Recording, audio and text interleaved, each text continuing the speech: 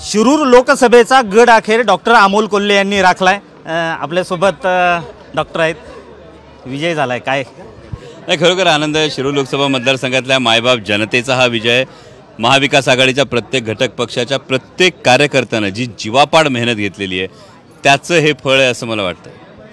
खरं तर प्रचारादरम्यान खूप शब्द दिलेले आहेत, शेतकऱ्यांना असेल, जनतेला असेल, मोठी आव्हानं आहेत। 100% एवढ्या मोठ्या नेत्यांनी आव्हान दिल्यानंतर मायबाप जनतेनं ज्या पद्धतीनं खांद्यावर उचलून घेतलं ते पाहता दुसऱ्यांदा ही जबाबदारी शिरूर लोकसभा मतदारसंघातल्या मायबाप जनतेने दिली। त्यामुळे नक्कीच एक जबाबदारीची जाणीव आहे आणि त्या दृष्टीनं प्रयत्न करणं, प्रयत्नांची पराकाष्ठा करणं माझं कर्तव्य आहे।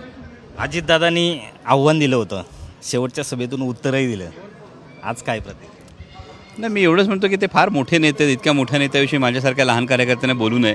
जे काही उत्तर द्यायचं होतं ते शिरूर लोकसभा मतदारसंघातल्या स्वाभिमानी मायबाप जनतेने दिलेलं आहे आणि नक्कीच आता पुढे विधानसभा निवडणुकांच्या वेळी या पद्धतीनं आणखी पुढे जो तुतारी वाजवणी आहे ही तुतारी महाराष्ट्रभर कशी निनादत राहील या दृष्टीनं नक्कीच आदरणीय पवारसाहेबांच्या मार्गदर्शनाखाली काम करणं हे माझं कर्तव्य आहे। या निवडणुकीतून आढळरावांचा पराभव आहे की अजित पवारांचा, कसं पाहता? मला असं वाटतं कोणाचा पराभव आहे यापेक्षा महत्त्वाची गोष्ट आहे मागच्या 2-2.5 वर्षामध्ये महाराष्ट्राचं राजकारण ज्या पद्धतीनं बदललं होतं त्या पद्धतीनं निष्ठा, मूल्य, स्वाभिमान यावर विश्वास ठेवायचा की नाही हा एक संभ्रम तयार झाला होता।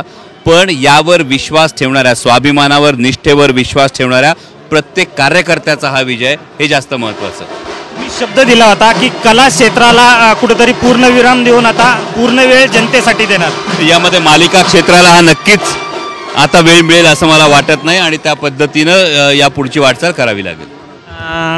पण फिल्म इंडस्ट्रीमध्येही थोड्या अपेक्षा आहेत, त्याही क्षेत्रात काम करणं गरजेचं आहे। शेतकऱ्यांचे प्रश्न महत्त्वाचे आहेत, दोन्हींचा समतोल राखला जाईल का?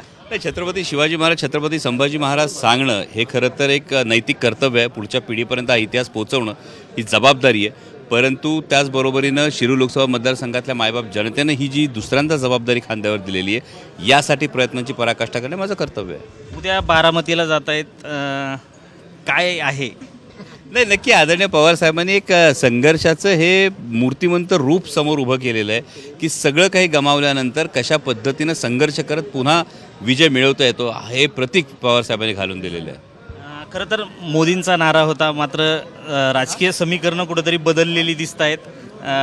शरद पवारांनी नितीश कुमारांना एक आव्हान केले, काय बदल राहतील हे साधारण? नक्कीच या पुढील काळामध्ये येत्या 1-2 दिवसामध्ये काय चित्र बदलतं ते बघायला मिळेलच। खरं तर वहिनी आहेत आपल्याबरोबर। वहिनी, आता दुसऱ्यांदा जबाबदारी आली।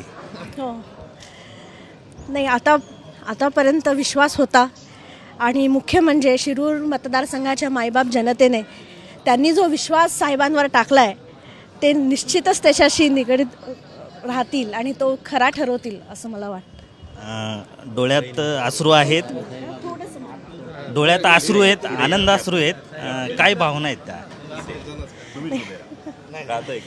एवढ्या दिवसाची मेहनत आहे, मायबाप जनतेचं प्रेम आहे, त्यांचा विश्वास आहे आणि मुख्य म्हणजे महाराष्ट्राच्या जनतेने पुन्हा एकदा दाखवून दिलेलं आहे की निष्ठा आणि स्वाभिमान हे सगळ्यात महत्त्वाचे आहे आणि इथे गद्दारीला अजिबात स्थान नाही। नक्कीच निष्ठा आणि स्वाभिमान याला कुठंतरी जनतेने साथ दिलेली आहे। ह्याच भावना या ठिकाणी खासदार डॉक्टर अमोल कोल्हे आणि त्यांच्या पत्नींनी व्यक्त केल्यात। रोहिदास गाडगे, साम टीव्ही न्यूज, शिरूर, पुणे। देश विदेशातील प्रत्येक घडामोडींचे लाईव्ह अपडेट मिळवण्यासाठी आता साम टीव्हीच्या सर्व सोशल मीडिया प्लॅटफॉर्मला लाईक, फॉलो आणि सबस्क्राईब करा। तसंच सर्व नोटिफिकेशनसाठी बेल आयकॉन प्रेस करायला विसरू नका।